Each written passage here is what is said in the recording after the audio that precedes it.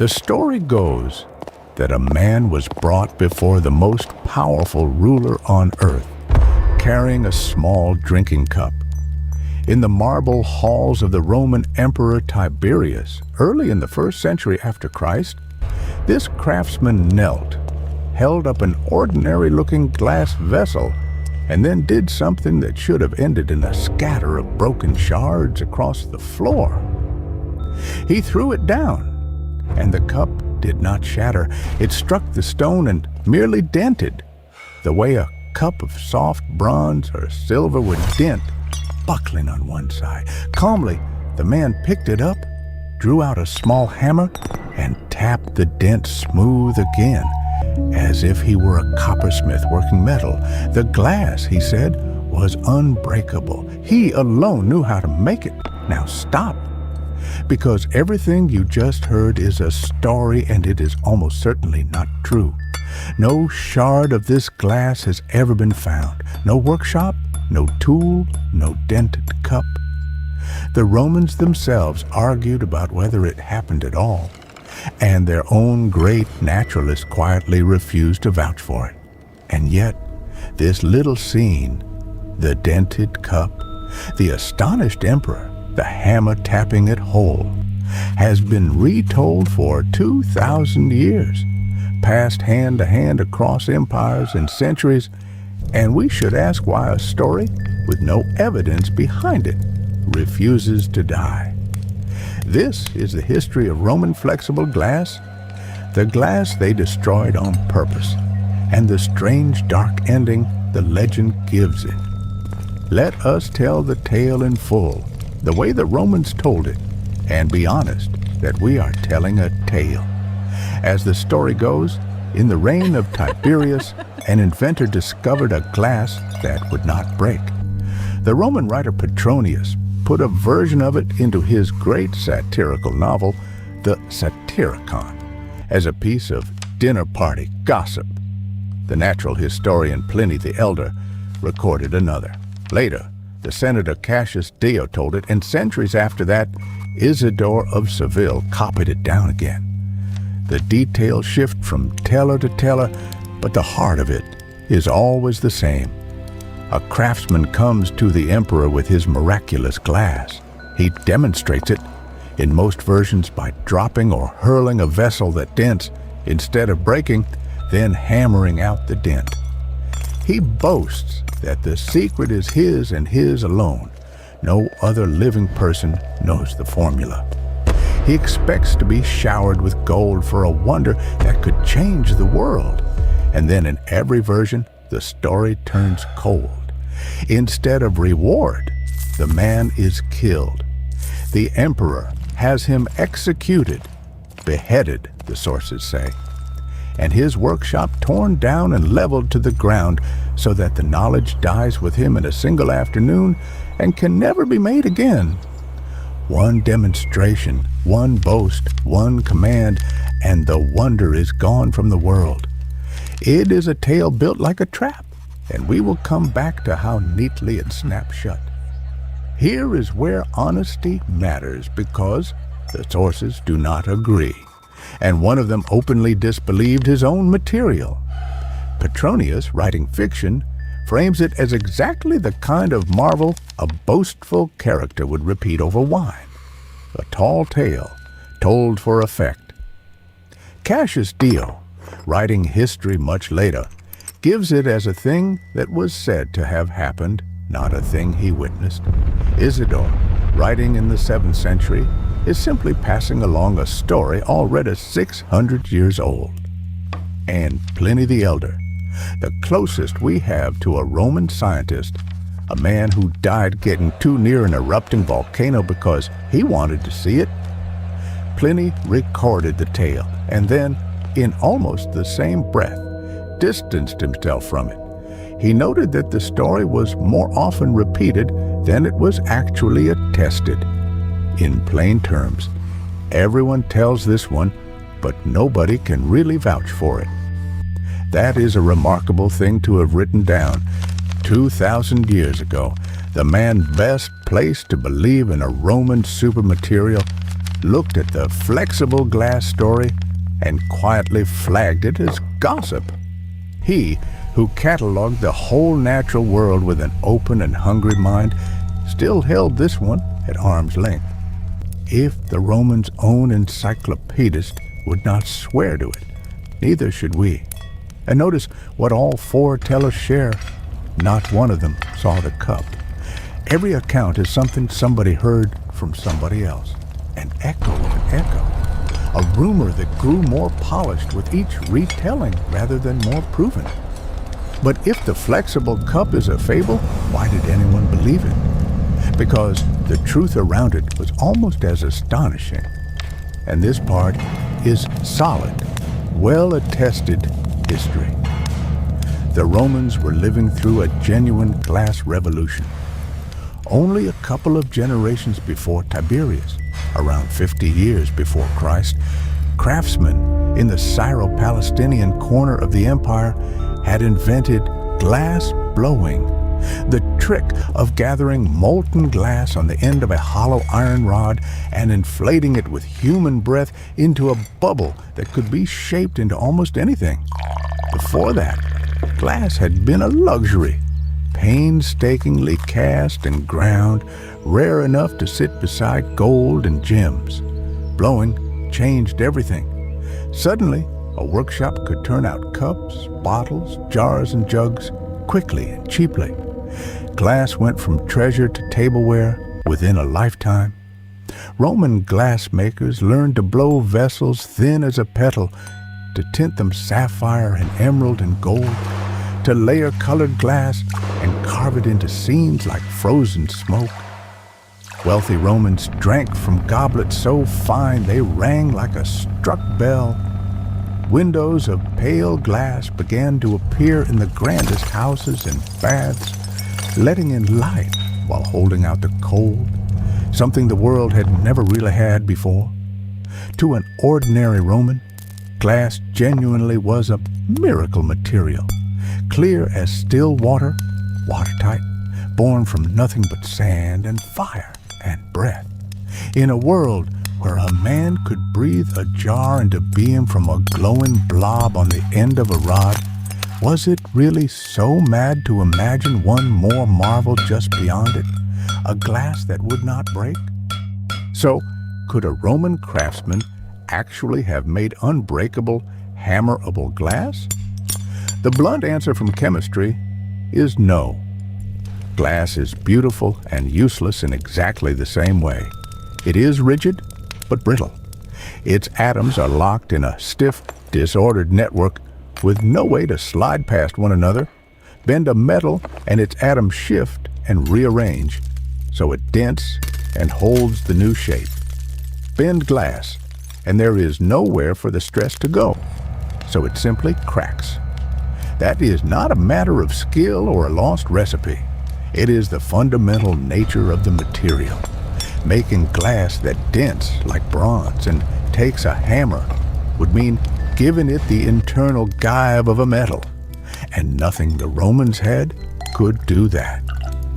The genuinely tough glasses of the modern world lean on things far beyond ancient reach. Precise chemical tempering, boron additives, laminated plastic interlayers, furnaces and instruments that measure and control what Roman workshops could only judge by eye and color. There is one honest footnote. Roman glassmakers sometimes stumbled on batches that were a little less brittle than usual, and any craftsman knows that a well-made vessel survives knocks that shatter a poor one. It is easy to see how a lucky, unusually resilient cup could grow in the retelling into a cup that could not break at all. But a glass you could dent and hammer whole, that belongs to legend, not to any Roman furnace. Let us give the plain verdict, because a channel that trades on honesty owes you one. Almost certainly it did not happen. Not the way the story tells it. There is no flexible Roman glass in any museum, no dented and hammered cup dug from any Roman floor, no fragment that bends. The physics forbids the material. The earliest teller wrote fiction. The most careful teller doubted it. And the tale carries every fingerprint of a legend. A lone genius, a secret known to one man only, a single dramatic demonstration, and a tidy, terrible ending that conveniently explains why no trace survives. That last part is the clever hinge of the whole story. The reason you cannot find the unbreakable glass is that the emperor destroyed it. The legend builds in its own alibi. Whenever a tale explains its own lack of evidence a little too neatly, a historian's ears should prick up. And this one explains it perfectly. So we set the cup down for what it is, not a lost Roman technology, but a Roman story about one. That distinction is the whole reason this channel exists.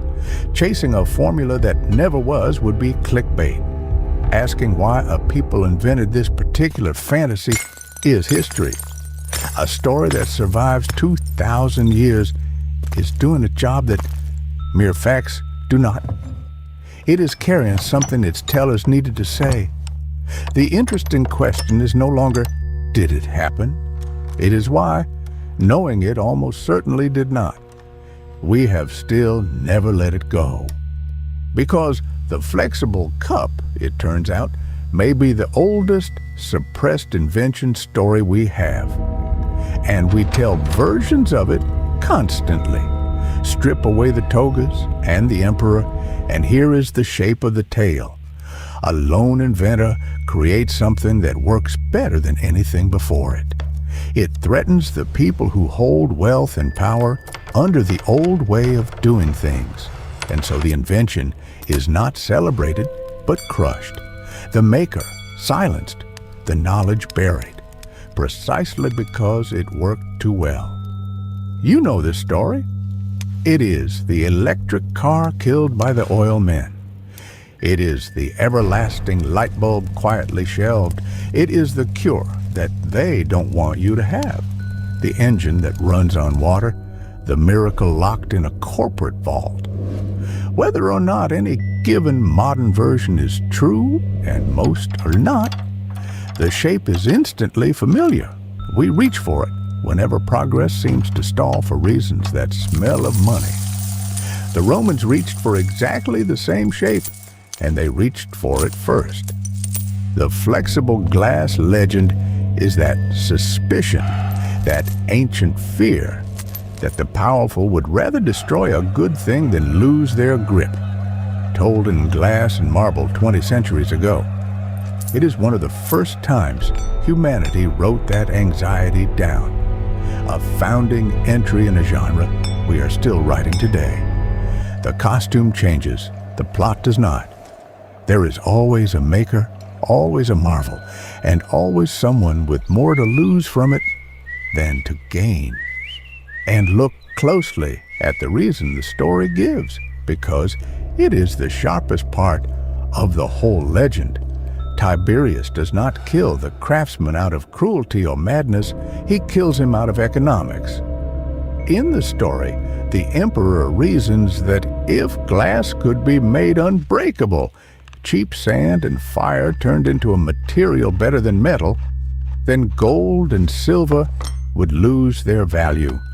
The precious things his empire was built on would become worthless. The treasure in every vault, the coin in every hand, all of it undermined by a man with a furnace and a secret.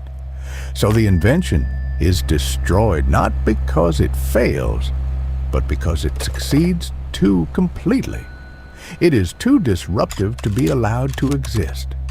Better, the emperor decides, to have one dead craftsman and a leveled workshop than a world where the foundations of wealth quietly dissolve. Whether or not a real Tiberius ever thought this, the Romans who told the story understood something permanent about power. New technology does not just create things, it destroys value. It makes old fortunes, old skills, old monopolies suddenly worth less. And those who hold that old value will sometimes fight the future, not because it is wrong, but because It is theirs to lose.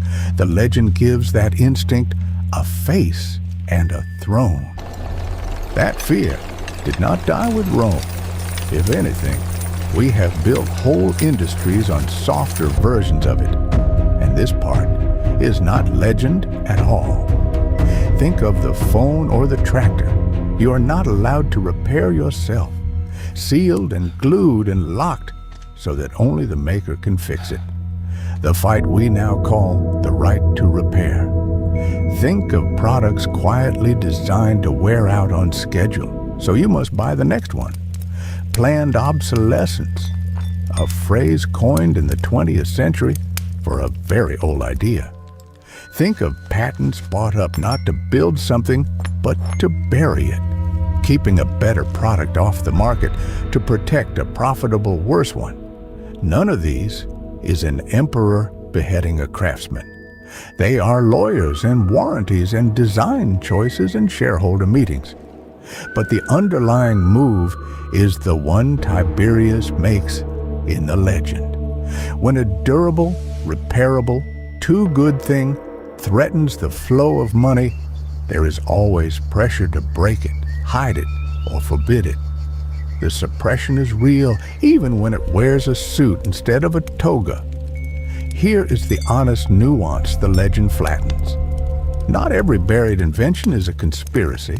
Sometimes ideas die because they simply do not work, or the world is not ready. And blaming shadowy villains is its own comfort in a fantasy. But sometimes the suppression is real and documented, fought out in courts and boardrooms in the daylight. The legend is a warning to stay awake to the difference. That is why the flexible glass story still lands. It is not really about glass. It is about the permanent tension between what would serve everyone and what protects the few. And we are still, right now, arguing over the very same cup. So consider at the last what this fragile, unprovable little story actually is. Roman flexible glass almost certainly never existed. The cup never dented, the hammer never tapped it whole. The emperor may never have spoken. There is no lost technology to recover here, no formula to mourn, no shard to find. Judged as history, it is smoke. And yet, it has outlived the empire that told it. It has been carried across 2,000 years from a Roman dinner table into a modern debate about repair and obsolescence and the price of progress by generation after generation who felt that it said something true even though it did not happen. That is what the best legends do. They are not lies. They are compressed suspicions. The things a people half know about themselves, told as a scene you cannot forget. The Romans looked at their own dazzling age of glass, an age where sand and breath became treasure, and they told themselves a warning that the most wonderful thing you can make is exactly the thing power will most want to destroy. They were wrong about the cup. They were not wrong about the fear. And so the man kneels again in a story with no evidence behind it and throws down a glass that will not break. And we lean in every time because some part of us still suspects we know exactly how the emperor will answer.